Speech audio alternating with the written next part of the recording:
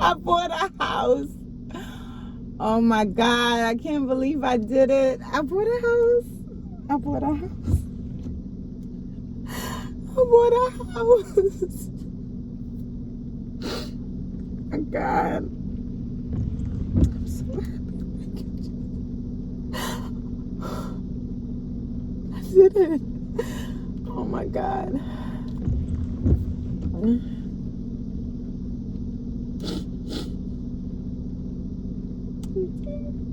You did it. All right, it's my house anniversary. Okay, it's my house anniversary. Okay, happy house anniversary to me. So it is the 4th year that I am in my home, and I have to tell y'all some of the biggest mess that I made when trying to buy my first house. Baby, lessons were learned. So I would say so I bought my house in 2021. So in about 2019, this is pre-pandemic. This was before the mess. In 2019, I remember going to a specific neighborhood in Baltimore. And I walked around this neighborhood and I was like, ooh, this looked nice. It was like white picket fence. And mind you, I'm from Brooklyn, so I'm not really a white picket fence kind of girl. But you know that thought in my mind. I was dating somebody that I had no business dating right around that time. And I just in my mind, you know, I had my son. So I think in my mind I had this like big house, you know, baking shit, you know, having, you know, the husband, the guy come home. You know, I think I had all of that fake thoughts in my mind of what life should look like. So I went around this neighborhood. Mind you, at that time, I was leaving. I was in a trap. I was in the hood of all hoods in West Baltimore. I was in a trap. And I was like, I gotta get out of here. And this was right around the time, like my business had just got started. I was just like making some money. So I was like, all right. We could do a little 1-2, do a little 1-2. So I had some money, but my credit was terrible. And I was like, okay, I know I can't buy a house, but I want to see if I could rent to own. So I don't know still the legalities around truly renting to own. I'm just like, if you're going to buy. You nonetheless, I went walking around this neighborhood, this area in Baltimore that I was like, oh, I love over here. And I'm always really good at manifesting things. So I was walking around this neighborhood and I was like, I want that house. And I remember seeing it, and it was this big, blue, beautiful house. And I was like, it had a yard. It didn't really have a white picket fence, but close enough. It was given Wisteria Lane. It was given, you know, like I was like, okay, this right here, this could be my Lord. This could work. And then I told you I was dating this guy. So I was like, oh, this is about to be a vibe. And I think that, you know, now that I've done some healing, I've done some therapy, I now know that I like created in my mind this life that I wanted, but in reality is definitely not what I had. So I walked around this neighborhood and I saw a for sale sign. So the house was for sale and they were ready to sell it. And I knocked on the door knowing that I couldn't afford it or buy the house at that time. I wouldn't say I couldn't afford it because at that time my business was starting to, so I had like down payment money. I just didn't have credit. So, and my credit was shot. So I was like, you know what? I'm probably not going to be able to afford to buy this house right now.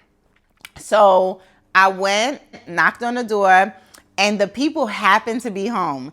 And I was like, hi, I see that you guys are selling this house. I'm interested in possibly buying it. So I explained my situation. I told them, listen, my credit, I'm a business owner. I have the documents. I have that my business is making money and I want to buy a house, but I'm just not, you know, I don't think a bank is going to loan me the money to buy a house. They was like, all right, well, let's draft up some, you know, rent to own, documents unless we'll give you the first right of refusal if we're gonna, and I think it was like a year contract where we said that within a year I had to get things together and decide if I am going to buy this house or not. So I decided to, at that time, the rent, which is, probably covering their mortgage, maybe they put a little extra, it might have been like $3,500.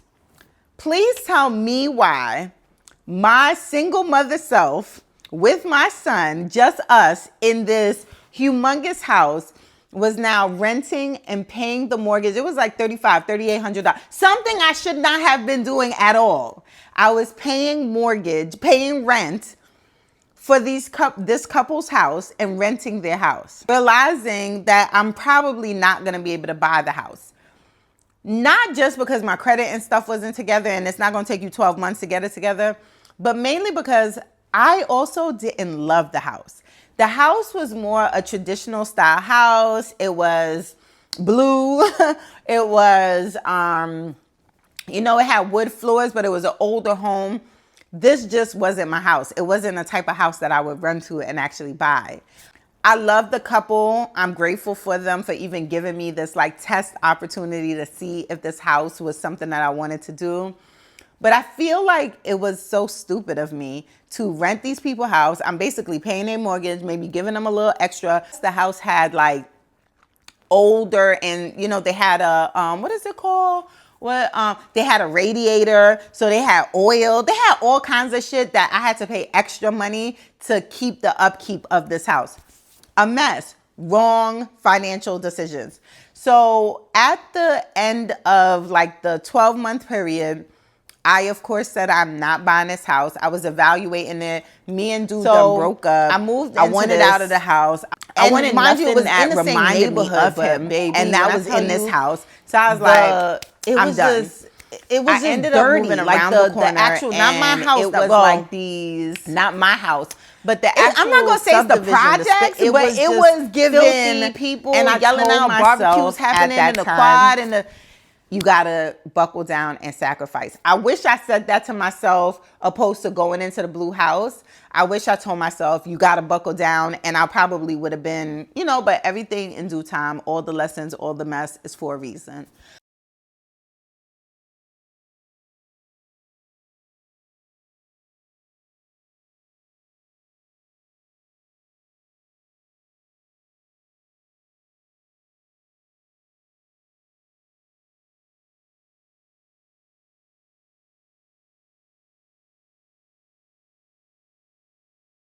And so my son and I, we moved into there, and I told myself I am going to save up. I'm going to and at the time I really was just thinking of it like, this is the sacrifice. This is the thing that you may need to do that you don't want to do to be able to afford your own home. So I stayed in this place. And I mean, when I tell you I caught a rat that was probably like this big, I had to call somebody to come and take it out of my house. It was a mess. It was just the most uncomfortable, not great situation that I could be in. And it was hard. Then the pandemic hits. And it's like, no, you're going to stay here. But one of the things I did do, I went to a friend's mother who is a loan officer. And she, writes, all of the loans for mortgages. And I asked her then, when I was in a blue house, I said, what do I need to do to get myself ready to buy a house? So she told me some key things. She said, you need to lower your, debt to income ratio. You need to save up this much, for a down payment. You need to, she gave me a step-by-step, formula. Like, hey, these are the things that you need to focus on. You need to do, increase your credit score, any debt that you have, like pay that off, get rid of that, things that you could get it going. So during the pandemic, I was on my shiz naive. I did everything that she said, and literally probably and I'll tell you this. A year after, and this is like now almost into the pandemic, I was ready to leave that house, the house that I didn't like, And it was just a 2-bedroom. It was really small. We were stuffed in there because I done moved my stuff from this big blue house, all of it fitted into this now small, little thing, little 2-story. And I was like, we're going to make it work. And when I tell you, all kinds of stuff done happened in there. The lights done went off, like, and not even to my doing. Like, things just was happening in that house and it was pissing me off. But when I went 1 year in, she said, you're not ready. Your credit score is not up enough. If you want to live where you want to live, you're not ready. And so I was like, dag. And she was like, you still got to save some more money. You got to lower your student loan debt, like all of these things. And I was like, all right, boom. So right after that, the pandemic hit, and that time for me, it was a blow because I felt like I've sacrificed for a year now and I'm still not ready. And so that really, kind of put a damper on things for me. But I said, keep fighting, keep trying, keep going. So a year later is, pandemic happened and we're in the pandemic, in the thick of things. And that is when I was ready to buy my first house. So when it was time to buy my house, pandemic was here, the interest rates were low, things were sweet, and the money was rolling. Had the income tax and all of that stuff to prove it, and I was actually ready to buy my first house. Oh, I cannot even believe that I've been in this space for 2 years.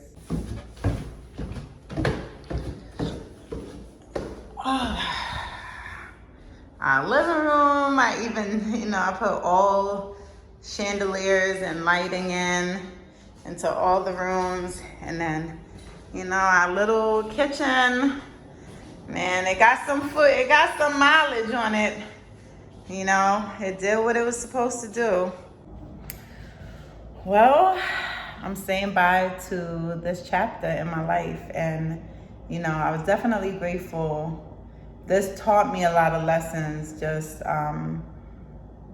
about not only patience, but just,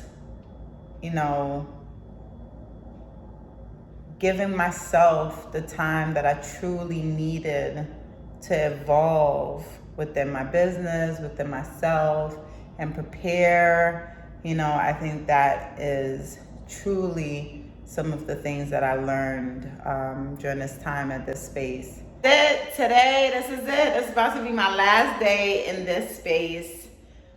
I'm no longer gonna be trying to do lives in lighting that looks crazy. Cause I'm putting a studio in the new house. Like, y'all gonna get this camera, okay? So this was my 2-bedroom house. It was a townhouse that I shared with my son, and so this was his room, and we made this space home. And I think that that's probably been the greatest part about things for me, is that no matter where I go, I made it my home. I was actually thinking about what neighborhood, and I just remember my first time seeing this house, and I was like, I knew I wanted something with exposed brick. I really wanted to live like out in the woods, and I have like a picture of my dream house, and it's still, still my dream. I might put it up on here if I could find it, but I know what I want like in the future.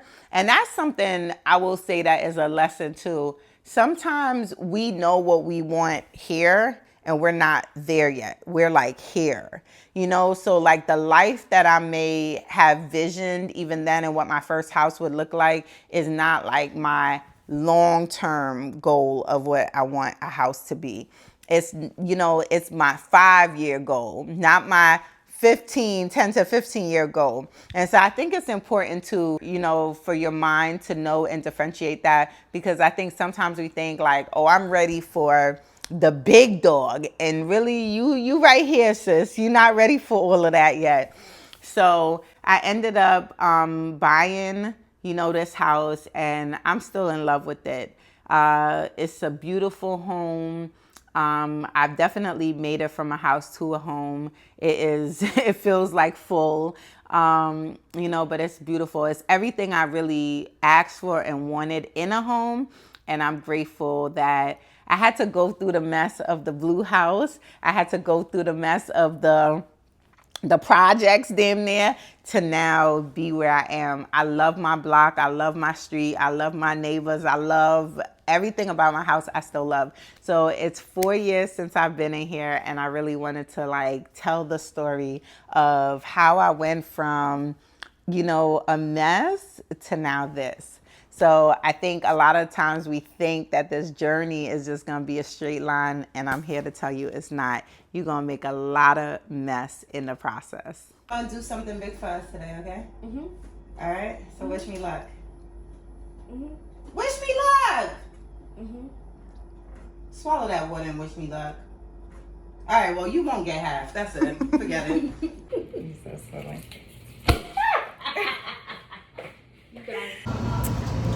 So this is it. I closed. I bought a house. It feels surreal. I don't even have the words yet. Yeah. I'm just proud. I'm proud of this moment. I truly am.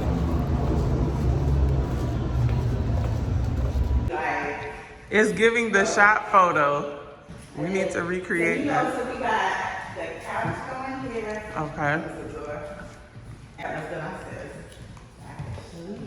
Hold on. Got art space with my gym. So I'm debating on what that area is gonna be. It's just for real. So I can. And then we got the washer and dryer. So this is the office space.